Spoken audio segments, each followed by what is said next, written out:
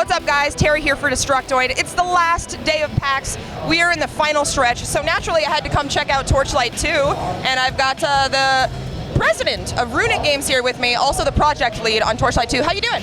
Doing all right, thanks. Yeah, first things first, congratulations are in order. You guys just announced a release date, right? It's kind of a relief and kind of terrifying, yeah. Yeah, September 20th, huh? September 20th. How has this whole process been? Because this has been quite a while in the making.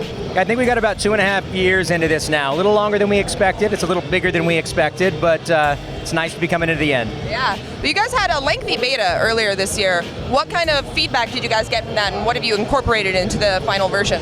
We got a lot of really great feedback from people. We got feedback about our skill system, that we went and made a few alterations to it. People had common complaints about things like 1-point wonder skills, so we added a tier bonus system to skills to kind of alleviate that. Just kind of a lot of general play usage things that we changed based on people's feedback. Finished up our trade and inspection systems because people really wanted that during the beta. A long laundry list of stuff. Yeah, and you guys are showing off a whole new act also, right? Yeah, we're showing all of Act 2 here. I don't know that anybody's actually gotten past the first half. You were the first person to have actually completed it. Do I get a prize? We could probably come up with something. So how many acts are in the final game? There are 4 acts. There are 3 major acts, each about like 8 hours a pop, and then a very small 4th final act. And you were telling me all the dungeons and everything in the game are procedurally generated, right?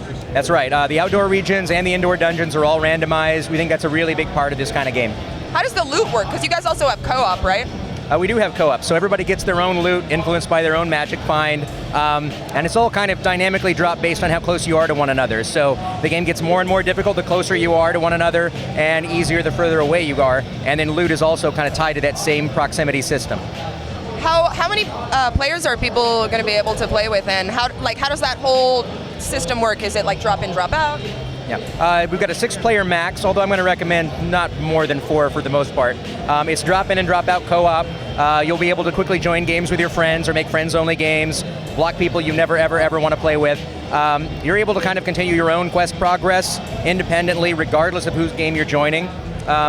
Because we have kind of a peer-to-peer system and a really open system, which we do so that we can also do modding, you can also take your single-player character and continue playing in multiplayer and then head right back to single-player without missing anything. You guys are also implementing kind of Steam, so people can find their friends on Steam as well, right? Yeah, we're setting it up so that you can associate your Steam account to your Runic Games account, and that way you can import your Steam friends list. So what are you guys doing as far as endgame goes? What are you implementing to make sure that people are playing Torchlight 2 months after it comes out? So for us, mostly an in-game in these kinds of games is playing it again with new randomized content and having new randomized experiences. So our focus has been on the loot and on the randomization of the levels so that when you play again, it's going to be more interesting. So how are the different classes all varied? Like tell us about what your favorite one is and what people are going to like.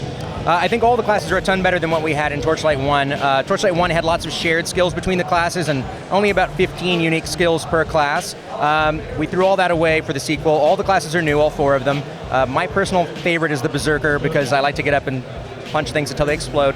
And he also has some kind of cool Shadow Beast magic that he's able to do as well, or she. Each of the classes also has a charge mechanic that figures into their skills. It plays differently for each one. For instance, the Berserker, if the Berserker's in active melee combat, they build up charge, and when it maximizes, they get 100% critical hits for a period of time until it dumps. The Engineer's totally different. Most of the people in the office seem to favor the Engineer, I think. The Engineer has a lot of support pet skills, so they can assemble robots that come along and help out. A machine gun turret, a healing support bot, or a giant rocket firing smash the ground robot.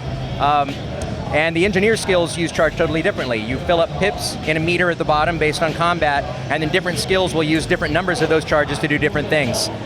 Each class kind of has their own deal. We think they've really got nice, unique flavor and are a lot of fun to play. Yeah, it's kind of incredible how much there actually is to the game and the extensive combat system, but at the same time, you guys have streamlined everything and made all the controls and all the menu systems so intuitive. You, for instance, you were telling me about the identify scrolls that you no longer have to well, tell us about that. So a big complaint with Torchlight 1 was it was really tedious to identify everything, so we changed the system quite a lot. We like that feeling of, oh, something's shiny and I open the present, but we hate doing it all the time. So green items are always identified. If you find a blue item and it's of your level or below, it automatically identifies.